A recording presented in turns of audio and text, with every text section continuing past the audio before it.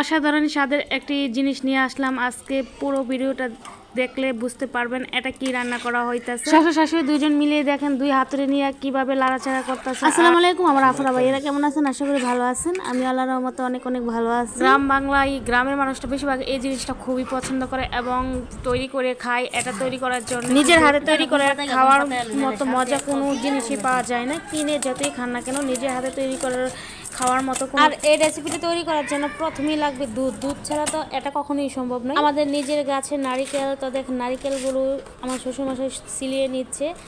আর এইগুলো অনেক আগেই পাড়া ছিল, তো অনেক দিন হয়ে গিয়েছে। একটা নারিকেল নষ্ট করেছে আর তিনটা ভালো।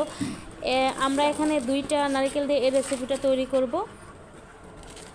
যখন সিলেনি হয়ে গিয়েছে তখন এটা ভাঙতে যাচ্ছে, দেখেন এটা ভেঙে পানি বের করবে। তো একটা মুখ দিয়ে ছিদ্র করে নিচ্ছে। এই রেসিপিটা তৈরি করার জন্য এখানে নিয়েছি মেরসি 2 কেজির মতো, সেমাই, কিশমিশ, চিনি। তো দেখেন নারিকেলটা যে নষ্ট নারিকেলগুলো কুড়িয়ে নিচ্ছে। আর একটা অর্ধেকটা নারিকেল এটা কুচি করে নেব, যাতে করে যখন পায়েসটা মুখে দিবেন তখন নারিকেলটা যখন কামড় পড়বে সেই ভালো লাগবে। চুলায় এখন দুধ বসিয়ে দিয়েছি আর প্রায় এখানে 12 কেজির মতো দুধ আছে। এই দুধটা দিয়ে আজকে এই রেসিপিটা তৈরি করা হবে। আর এটা তৈরি করার জন্য এখানে আমরা কোনো রকমের কোনো পানি ব্যবহার করিনি, পুরোটাই 12 কেজি দুধ দিয়ে এই পায়েসটা রান্না করা হবে। ভালো করে বলক উঠিয়ে নিচ্ছি, দুধটা জাল করে নিতে হবে। আর যখন হয়ে যাবে তখন এর মাঝে লবণ দিয়ে দিয়েছিলাম কিছুটা পরিমাণে। আর এখন অনেকটাই রাত হয়ে গিয়েছে, রাত্রেই এটা তৈরি করার জন্য বসে পড়ছি। তো এখন অন্ধকার দেখা যাচ্ছে, দেখাই যাচ্ছে না ভালো করে। দুধটা যখন 2-3টা বলক উঠে গেছে, এখন মির্চি যে আনছিল ওইগুলো দিয়ে দিচ্ছি, ভালো করে ভেঙে দিচ্ছি। আর এখন কিন্তু মির্চির পরিমাণটাও বেশি, যেহেতু দুধ বেশি তাই মির্চিটাও বেশি দেওয়া হচ্ছে। ভালো করে নেড়ে চেড়ে নিচ্ছি। মিষ্টিটার পরিমাণটা বেশি হয়েছে। এখন দিয়ে দিব তালের পায়েস রান্না করা হচ্ছে। তালটা ফ্রিজে রাখা ছিল, এই জন্য এখনও ভালো করে ছুটেনি।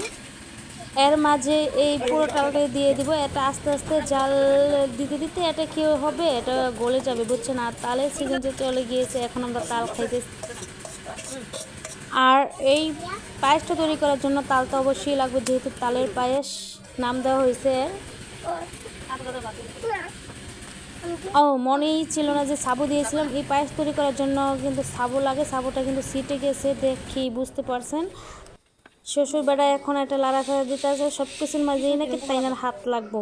তাই এবার এখন দিয়ে দিচ্ছি নারিকেলগুলো দিয়ে গাইটে দুইজনের যেইভাবে লাড়াচাড়া দিতে আছে মনে হইতেছে না এইগুলো নারিকেলগুলো আস্থা থাকবো, দিয়ে দিয়েছিলাম। তার মাঝে সেমাই কিশমিশ দিয়ে এখন দেখেন পায়েসটা রান্না হয়ে গিয়েছে। দেখেই কিন্তু খুবই লোভনীয় লাগছে, খেতে কিন্তু দারুণ হয়েছে, অসম্ভব মজা লাগছে।